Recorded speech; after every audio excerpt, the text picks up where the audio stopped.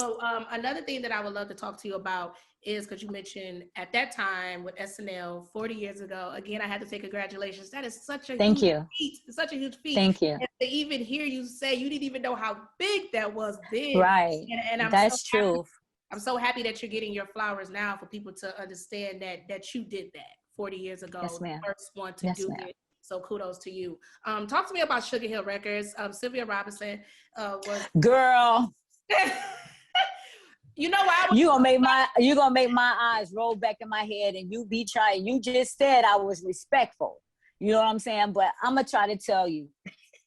Girl, what you gonna know? To also be honest and just to be so people can have knowledge of the obstacles and struggles as a woman in hip hop and what you went through, because you see what's happening in the world today. You've seen a lot throughout the past 40 years. People come and go, people still sticking around, and you see what's happening with the Me Too movement, misogyny and sexism. I saw in other interviews that you didn't have to deal with that. That wasn't well, not the misogyny side, but to be jerked.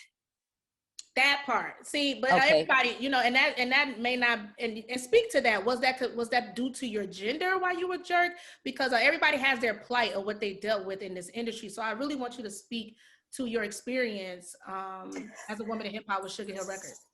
So Jazzy, let me tell you this, and for people that want to, know, I do have a biopic coming out that's called Luminary Icon, right? But I'll tell you, because it's other stuff besides what I need to tell you that's going on. So let's talk.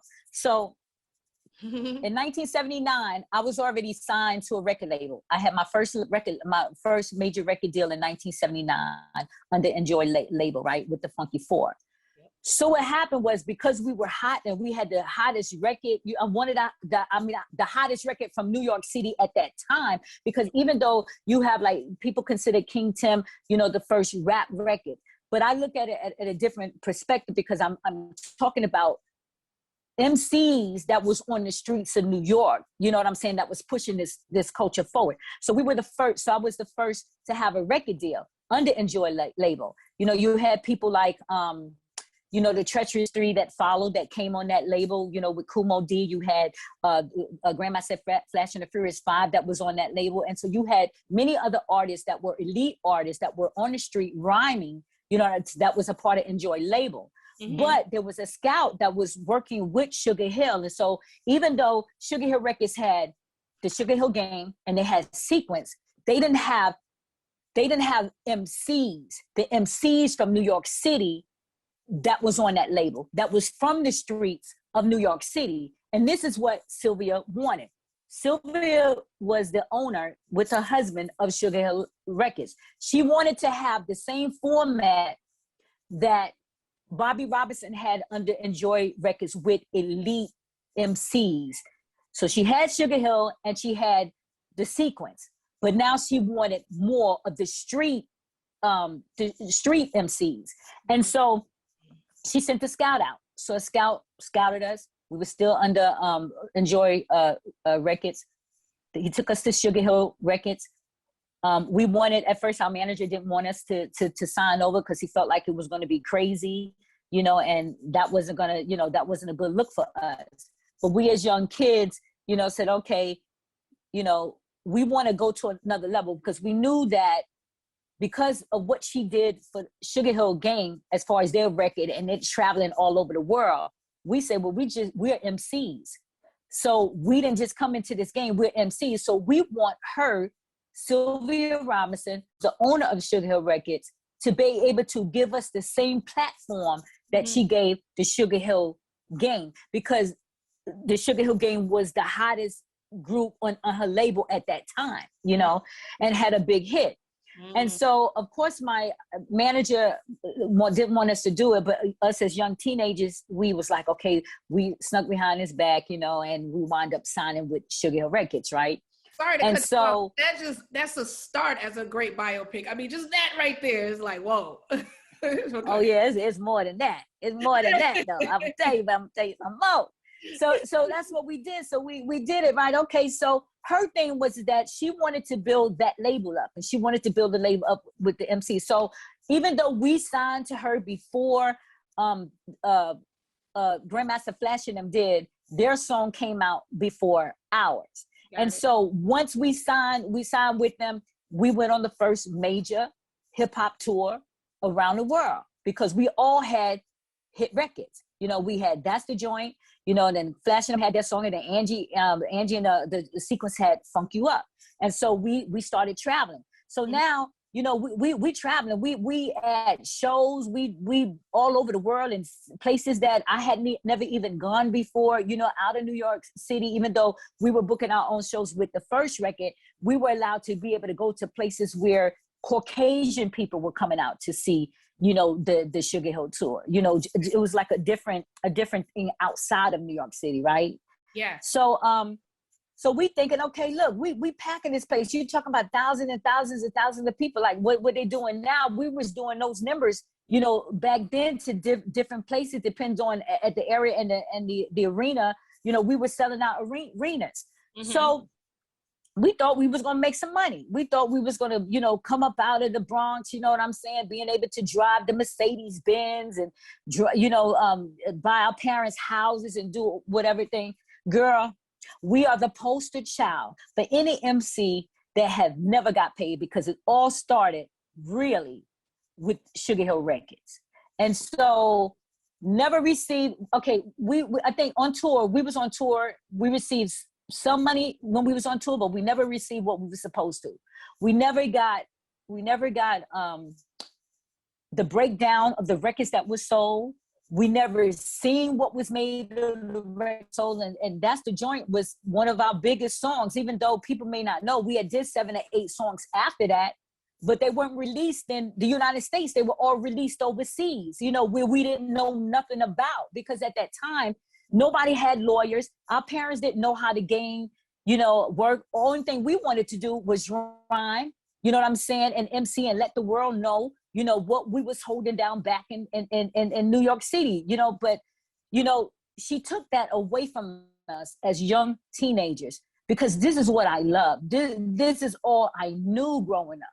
And so she took that away from us, where we had to seek lawyers out, you know what I'm saying? And or seek, you know, attorneys. And we had one in the beginning when all this first started, but he didn't understand, you know, he didn't understand the whole mechanism of entertainment law. You know, it was just like Keith's uncle that really didn't understand. And so we never got paid. We never got paid. One day we went out there and we think we wanted interiors. We got a song, but we not getting paid. So we asked for advance. So we thought we was gonna get $1,000 and stuff. We go out there and she give us like a $500 advance. You know what I'm saying? And then one time I think she gave us like $1,500. But out of all the songs that we did, we never seen no more money. So that left a bad taste in my mouth. I didn't want to trust anybody. I didn't trust anybody, you know, with me, because I knew, you know, I was an MC. I knew that I had the passion for it. I knew what I did, you know, for the culture. But I didn't trust anybody at that time, because she had me so effed up, you know, in the game, that I couldn't trust anybody that they would do the right thing, you know, for me, you know, or, you know, in general. Huh? How old were you at the time? 17, 18 years old. Wow. And during that time, you would say that your experience with Sugarhill Records and Sylvia Robinson, making those songs, going on tour, that the most you remember receiving was $2,000 in total? Yes, ma'am. Yes, ma'am. Yes, ma'am. But, you know, with that said, I ain't the only one. You know, a lot of them on that record label went through the same thing. But it wasn't until, and I say this because it's a whole lot of other stuff that went down. But on top of that too, you know, that woman, I had a child. 18, going on 19, right? And so on Saturday Night Live, if you see me just moving slow, I was pregnant then on Saturday Night Live, right? And so my group was mad. They was furious at me because we were about to sign with Chrysalis Records, where Debbie Harry from Blondie wanted us to go on tour with her. So we would have been out there with her on tour. And they was furious because she was trying to help us get off the label. She had a lawyer. We went to see the lawyer. She tried to help us get off the label. But because I had a child, and Sylvia Robinson was Christian. She christened my child. She was the godmother. She promised that she was going to do the right thing by me as well as the group. So two other members, KK and Rodney was allowed to leave because she wanted to let the whole group go. But they were the troublemakers. So she let them go and she kept us three. So we still continue to make music, right? And make songs, that was still, synonymous, in the hip hop culture. But she had promised me that she was going to do the right thing, that she was going to make it right. And that never happened. And so, for years I held grudges. I said, but you know what? All of that, I can't even hold no grudge. What I'm going to do is seek out an attorney to try to get back what was rightfully mine. And so what I did was I seeked out attorneys. Wow. And I first brought in Shirley Pearl from the Sequence to go talk to, even though Angie was one of my best friends, I was in touch with Cheryl.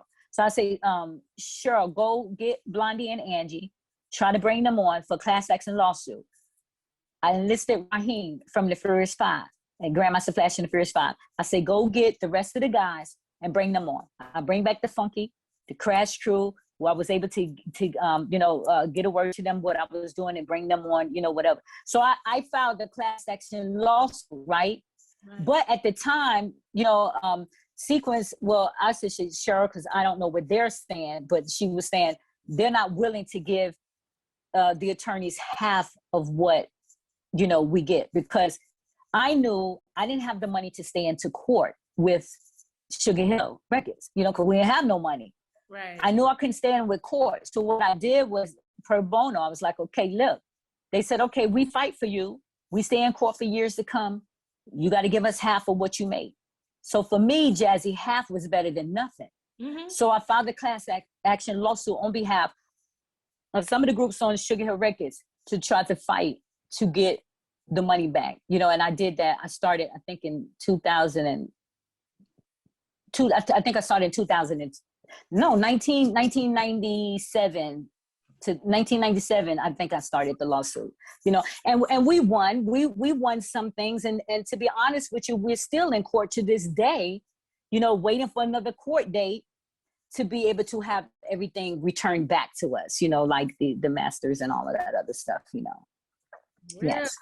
So it's an ongoing thing. Yes.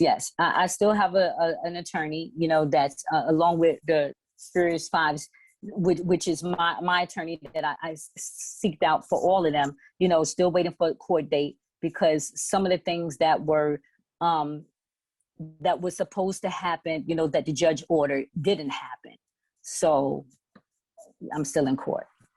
Oh, I'm so sorry to hear that and I'm waiting for a court date. Yeah. After all of these years. So the thing is that you have to be really careful. You know what I'm saying? In a lot of things that you do. And for me, I'm going to always get paid for what I do, but I'm not going to always jump at stuff just because, the next party may think that I'm desperate for it, because I ain't never had it.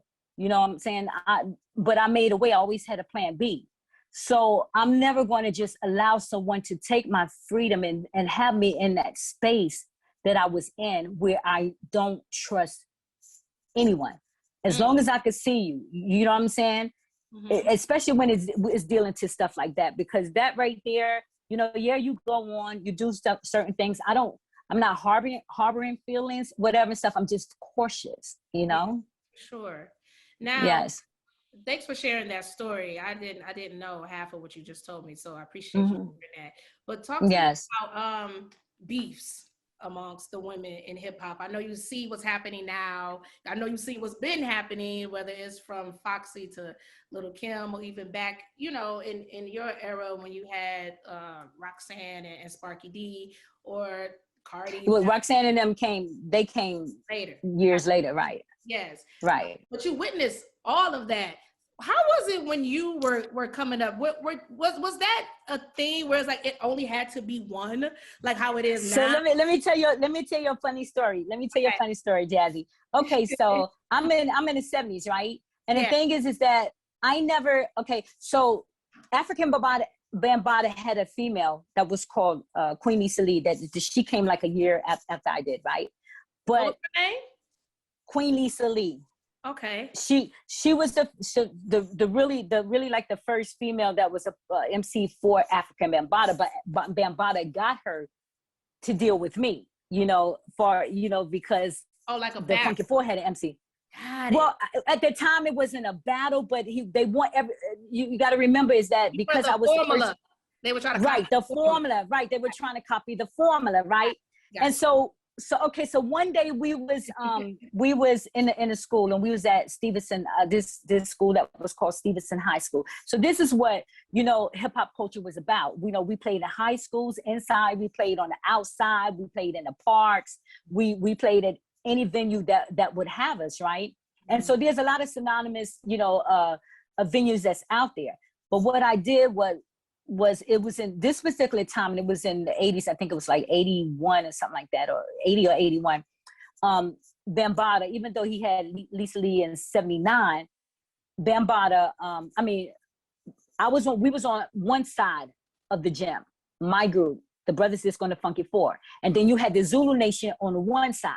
And so, my group had rhyme styles, you know what I'm saying? We had cadence, we had, different types of rhymes that we would do. We would do rhymes like, Gilligan's Island. We would do sitcoms. We would switch them up, like whatever was on TV at that time, we would switch it up into a rap style. You understand what I'm saying? Right.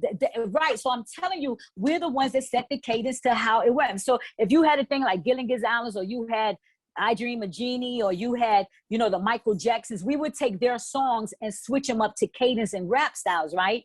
Wow. And so that's so dope.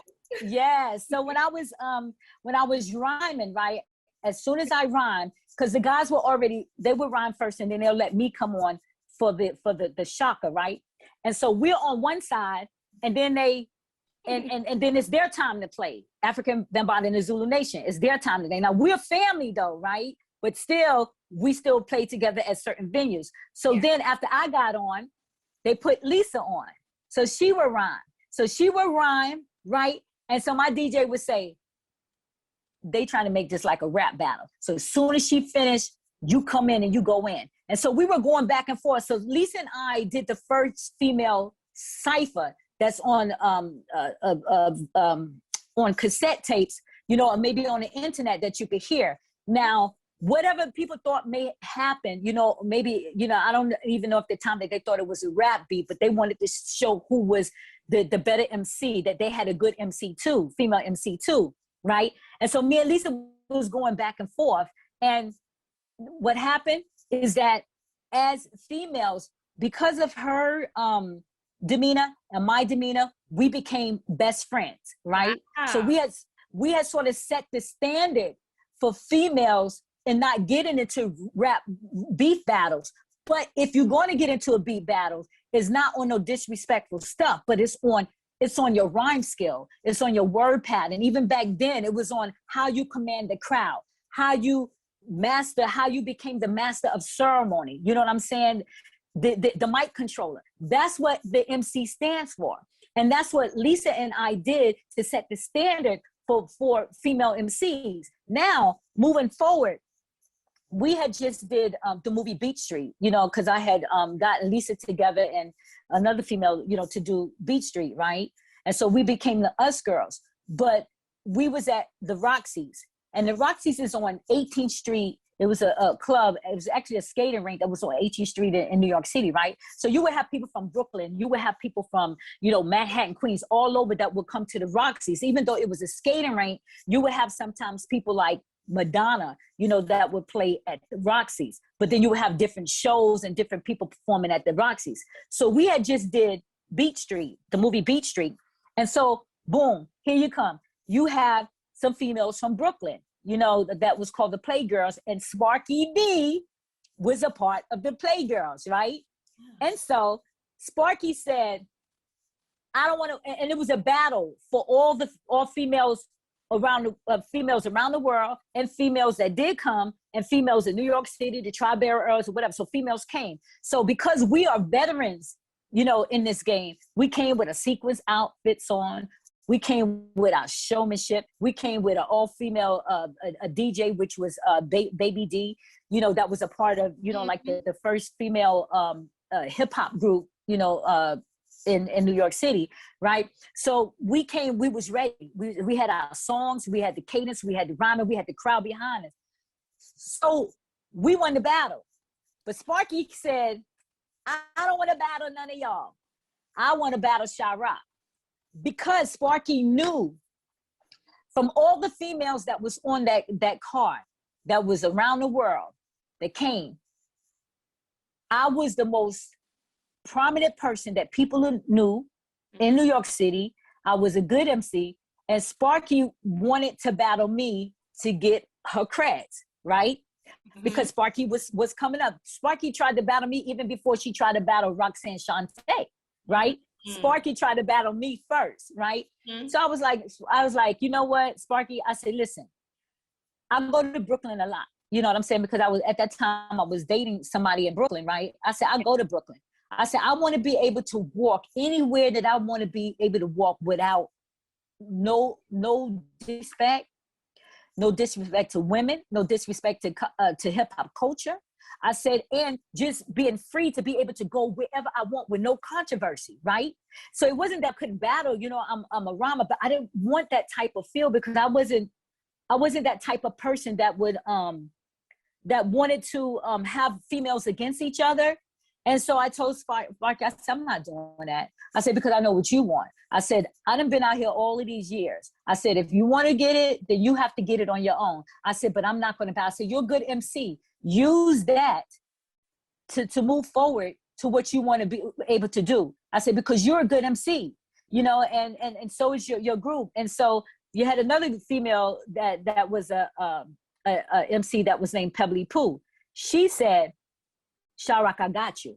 We ain't gonna let nobody, you know, disrespect you. Let me go against her. Let me rhyme against her. Let me go against her because I'll talk about her. I'll disrespect her. I'll do everything. She had said all the disrespectful stuff that she was going to say to Sparky. I say, no, you're not. You're not going to do that. You're not going to fight my battles. And you're not going to go through that, with her. Because I don't want that type of animosity within us females. I said, if a person is going to get it, then they're going to get it on their rhyming skills. That's how it should be. I said, but to disrespect each other, I'm not doing that. And you're not going to do it either. So we squashed it. The same night, I went to Brooklyn, because I'm from the Bronx. So I went to Brooklyn and hung out with Sparky D, and she introduced me to her area, even though I was in that era. And I mean, even though I was in Brooklyn, I used to travel to different places. She took me to Bedside, where she was from. You know what I'm saying? The era. Or we went out to East New York. So we became best friends. We're still good friends to this day.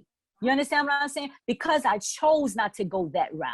You know what I'm saying? And that's my homegirl. I didn't want the animosity. And I know nowadays, you know, you have to prove yourself, but I just don't think that you have to go after each other in a disrespectful way. If you stay in your lane and you just do what you got to do. Now, if somebody address you, you know, sometimes nowadays, it's like, I think the way that you can address a person is through your music, through your lyrics, through your, you know, showing that, look, I'm in it. You want to get it? You get it on your own. I ain't got time to beef with you over all of this crazy stuff, because it's few women nowadays in the game that they get to make it through, you know, and I don't think that nobody should test another female, and I don't think that they should try another female. I think you want to get it on your own as a female, but not by tearing another one down.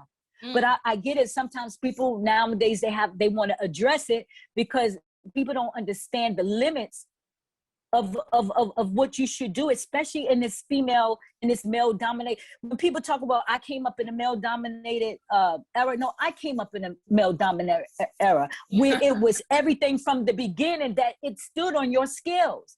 So I think that we should be supporting each other. And I think a lot of females are moving in that direction, you know, but I don't know. I know that I chose not to be disrespectful unless somebody come at me and they say something that's not true. like they're the first female MC of the hip hop culture. And then I'll address the situation. I'll break it down to make the audience understand why it is important that people know the truth. Now, oh, that is so good. You chose to not, be a part of it. I can't even say perpetuate the beef because you were part of the inception. So it could have started with you, but it did not. And throughout the right, years, and I know you've right, seen, right throughout the years, you've seen the total opposite of that. Have you ever felt compelled to reach out to these girls, since you are the mother in rap? Have you reached out to your children and pulled them to the side and say, listen, this is not the way, or have they ever reached back to you and ask you, well, for advice on that? I have a lot of young girls, especially like in college. Okay. That are in college these days, or or MCs, and they ask the same question, and I tell them, to follow your dream and then follow your path. And it may sound corny to them, but my thing is that hip hop culture is brought up on beef. Don't get it wrong, it is. Right. But I think it's brought up on being competitive. I was a part of that era. But I think it's a certain right.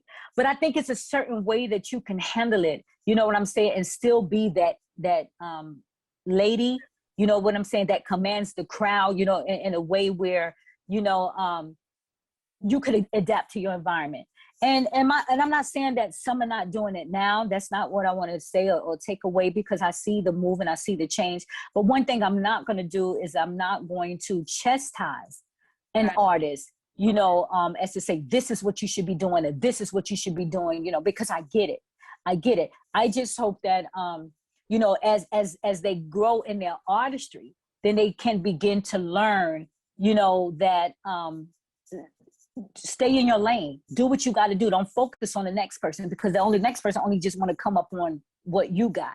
Or if they'll, you say what? I'm sorry. Was there a beef that you felt you wish, could have been rectified or never happened? Like for me, I guess I'm asking that because as I'm listening to you and I'm hearing these stories about how Sparky D wanted to step to you. And yeah, before she even stepped to Roxanne Shante, she stepped to me first for a battle. Right. Exactly. And I guess for me, I've always looked at Foxy and Little Kim, like those were my girls. Those were my go-to. That was my era coming up. Those was like everything to me. And to this day, I feel like Me too. Me too. And I really love them. Wish at one point, hopefully it's not over because the women are still here, that they can, come together. But it's two. Mm-hmm. It's the Nicki Minaj and Cardi. Okay. And it's also Foxy and Kim. Okay. Why? Because I think that they're very important women, in the rap aspect, a part of hip hop culture that have the world looking up to them. And so they can stay in their lane, and get their money and show people their talent. But I just like to see, even with Foxy and Kim and Nicki and Cardi, Jim, just to do one song together.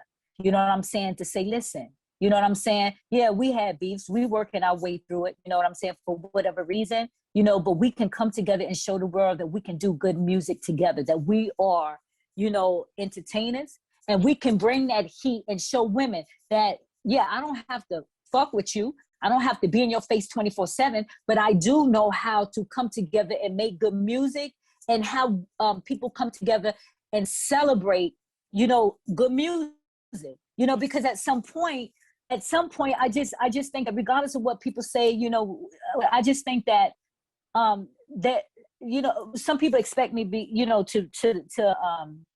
look at it in a different sense when it comes to the way that they present themselves or whatever. But they're women that's in the industry, and I'm never going to knock no woman. You know what I'm saying? I just feel like if you're into the hardcore, MC, and stuff, then you follow that hardcore MC. There's different, if you're into the rap entertainment or whatever, then that's what you follow.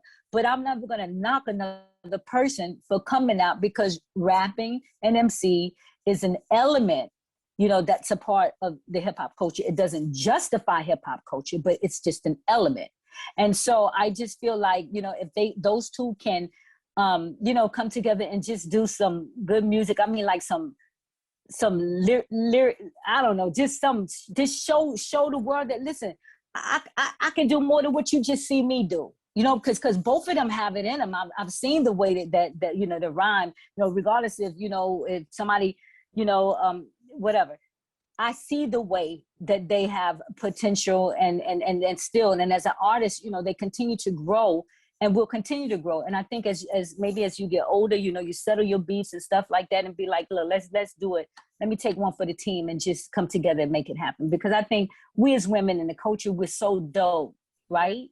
Yes, we're dope, and we don't get the backing as the males do. You know what I'm saying? Because they look at it like, some people like, I don't like female rappers. Well, hell, female rappers was there when the male rappers was there. We was always on the front line. So when did you come into the game? We was always there. Females didn't come into the game just recently. You know what I'm saying? We were always there. And so anytime that I see a female, you know what I'm saying, artist, right? But that's not to cut you off, but that's why I created this podcast, Women in Hip Hop, because I was a co-host on a radio show on Sirius XM Shade 45, and some of the artists that we would get would be predominantly men. Okay. And they were always, you know, we asked them what's their top 5, and it would usually consist of nothing but men. Every now and again, we would get a Lauryn Hill, a MC Baby, or even a Salt and Pepper would shock the hell out of me, you know. But it will always be a case where it was a rarity. So that's why I wanted to create a platform like this to shed light on women like yourself and the women after you doing their thing. So for you, I wonder 2 things. Who is your top 5, Miss Mother of it all? Who would you say top 5? Well, there's a lot, and I don't like people to think that I'm stuck, like, you know, in a certain type of era. Because the thing is that now when you talk about top 5s, you talking about MCs, or you talking about rap artists? I look at it from a different angle, because when people ask me who my top 5, they may get mad if I say a Lauryn Hill, or I don't care, or Bahamadia, you know what I'm saying, you know, or Soleil, you know, or Sha Rock, you know what I'm saying, because, you know, I like lyrics. I like entertainment, don't get me wrong, but I also like lyrics too. And I like a lot of the young females that's coming out today, you know, some of the Panama Reds, and I mean, that's been out, you know, a lot of different, you know, females that I like, even the new artists that's out now. So my thing is that, you know, when you're talking about top 5, I don't have a top 5, because I listen to everybody. And I listen to everybody. And for me, a top 5 MC is to discredit any female that's out there putting down lyrics, you know what I'm saying, to say that, well, you're not a part of the top 5, and then take away from their artistry. But I'm not going to do that. I'm never going to do a top 5. And I understand the question, but I think it's so many dope lyricists and females that's out there that I can't just do a top 5. So I'm not going to, you know, disrespect, you know, one, you know, whatever. But Lauryn Hill, I've always say Lauryn Hill, and some people asked me that question a couple of times, but I got away from that, because I was like, man, no, I'm not gonna do that no more, because it's too many females out here and too many women out here, MCs, that's so dope, that to say that it's only 5 MCs that make it, no, I'm not doing that no more, because it's too many out. It's too many out. No, I get the question, but it's too many out here. And once again, we play into the notion that it can't be more than 5 or 10 female MCs, dope MCs. So I said, man, I ain't gonna do that no more, because the men, they could say top 5, top 10, whatever. You never really see a female in there. So no, you know, the females that's outside, that's rocking out there, I'm rocking with them all, you know. And so I'm not gonna do that. I'm not gonna do that no more. Got you. Now, who, when you mention like the girls out right now, who are some of the ones that you really enjoy? Because what I'm starting to see is this influx of female rappers that's coming out, that's really starting to show love to each other. I feel like when it comes to like the whole beef thing and things like that are going to happen in battles, but you see what's happening with Saweetie, Cardi, oh my God, Megan Thee Stallion, who's doing songs with Cardi, like they're breaking records, breaking barriers. Yes. Beyonce is coming in doing records. And in 2019 or 2019 was the biggest year, I would say, for like female rap, if not 2020. Right. Yeah, it was like 9 acts, I believe, that hit the Billboard charts from. So yeah. For you, that So let's because Megan is one of the hottest female artists that's out there now. Yeah. I look at potential. I look at your overall catalog. I look at, and I'm not talking about music, I'm talking about how you deliver, because that's what I was always for as a female, your deliverance has to be able to command the crowd. And when I say when you're dealing with those top fives, especially females, even though some of the music that some people may like and may not like and may be targeted to some people, when I look at a person like Megan Thee Stallion, Megan could flip on you. You know what I'm saying? She can flip to that MC style that I know she's capable of doing. Yes. When I look at an MC, when you talk about female MCs or let's just say if somebody wants to say top fives, I think they should look at a person as to their how they can command the crowd, how they can deliver in a not just a rapid entertainment format, but whether or not they could flip it, into the traditional, like MCing, styling, where they can just go. And she can do that.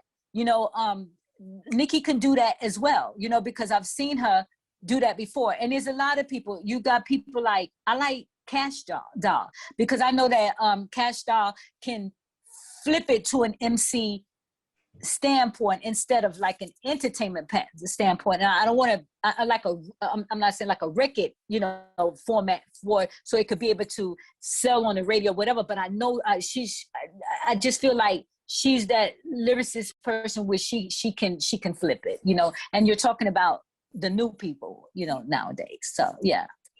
And it's a lot of others, but like I said, I'm not going to do a top five because that's taken away from the female artists out there that be on the grind. You know what I'm saying? And it's take away from them to say, well, you didn't make the top five. That's like saying your skills ain't.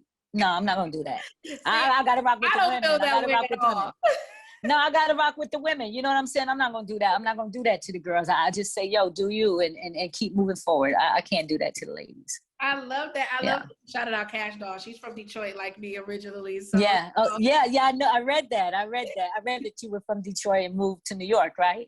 Absolutely. I was in New York for 15 years. So I just came to LA like a year ago. So wow. So you went back to the good weather. Yeah. So yeah, she's from Detroit. Yeah, and I follow her, her movement. I like Cash Doll. I'm sure I'm gonna chop this clip up. I'm gonna send it to her and be like, look. Yeah. So listen, I know I ain't gonna say top five because I'm not gonna take it from them. I'm not gonna say she ain't the top five. I'm just saying she's one of the ones that I love. Peace to Cash Doll. Love that. Now before you I know who you are, yeah. Before you go, I would love to, just because you've seen it all, you've been through a lot.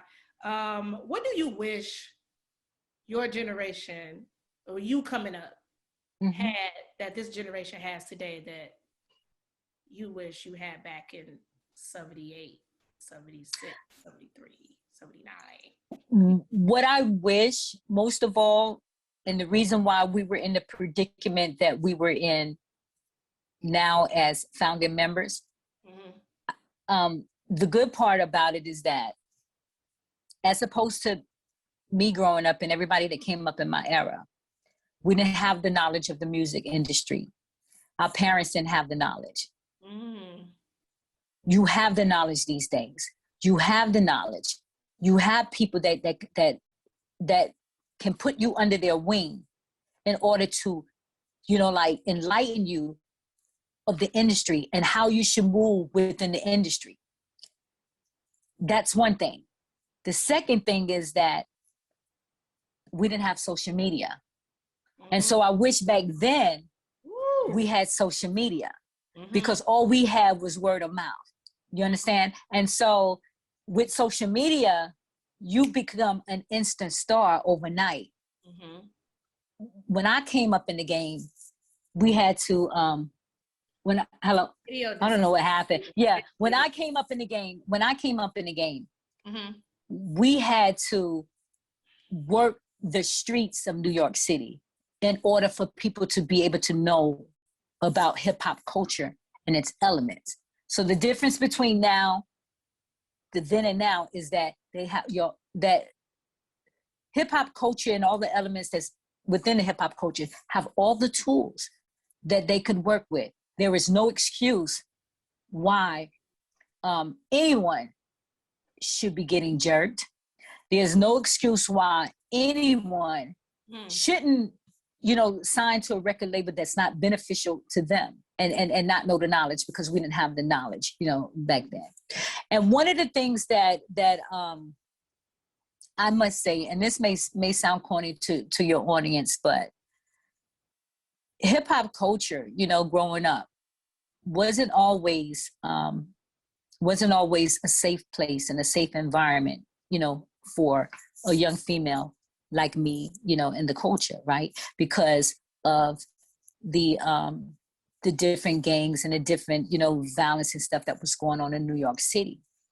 But within hip hop culture, what we did was we created an environment that was beneficial to us to get us up out of all of the craziness. Now, don't get me wrong. We were surrounded by the stick-up kids. We were surrounded by the killings and having to walk over dead bodies and all of that stuff in the clubs. But this is how we begin to start forming our own security to protect the culture and what we knew was pure to us. And so you couldn't come in there with guns, and you couldn't come in there with beef, because we had security around us to support us. So when we was in there, we were safe, and when we left, we were safe. And so it was built on, and it didn't always started with peace and unity and all of that, and just having fun. I just wish that we can go back to being safe and being respectful to each other. And when you in your venues and you're doing you're doing shows and all of this stuff, you're just respecting the artists and their music. And that allows you to go back home and say, okay, well, they getting people to come to the shows. They putting out hot tracks. Let me go and learn from them. And I'm going to go and do the same thing. I'm going to build, my brand up to be able to use their platform, use their format to say, okay, I'm going to build myself up in that manner and make your brand stronger, instead of taking away somebody else's brand because you have beef with them. Every time that I see on the news or I see in videos that the rappers and stuff are going after each other for beefs, my heart hurts. It's like it's my child. It's like it's my sons. And I worry about them. And it may sound corny, even like with females, it's like I worry about them that, I don't know. I was like, man, maybe I need to see a psychiatrist or something, because it's like I feel their pain. I just feel like I don't want them to have to go through this. You know what I'm saying? Because I'm afraid for them every day that they may not see another day. I don't know. I don't even want to I get emotional like this, because all the little young rappers out there, males, I know who they are. A lot of them I follow. But I follow them and I say prayers. I say prayers because I was like, I don't want you to not be able to enjoy life to the fullest. Mm-hmm. You understand? Mm-hmm. It's I can't, man. I'm glad you said that, because I know you talked about what you wish you guys had back then, but my flip to that was going to say, what do you wish that y'all had back then that this generation has now? And it seemed like the camaraderie was there, the respect for the culture was there, the eagerness to protect the culture, because this is something that you built, right? And that you built to protect absolutely you all. So unfortunately we see people like Pop Smoke that unfortunately passed away, other rappers right, dying in this culture, King Von, all of this stuff, yeah it's